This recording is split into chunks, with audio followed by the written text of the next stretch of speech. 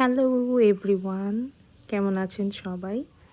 আজকে আমি আপনাদের মাঝে ইউনিক একটা প্রোডাক্ট নিয়ে আসবো, যেটা হঠাৎ করে আমার চোখের সামনে পড়লো, যে ম্যাজিক হ্যান্ড ওয়াশ।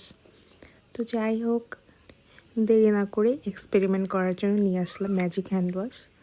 তো আমি ফার্স্টে এটাকে 2 in 1 কফি ভাবছিলাম।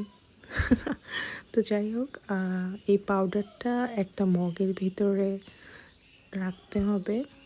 দেন এখানে নিয়ম লেখা আছে যে 200 ml পানি অ্যাড করতে হবে। তো আমি পাউডারটা নিয়ে সাথে 200 ml পানি অ্যাড করব, যে এমন একটা মগ যেটাতে আপনি পানি খান না।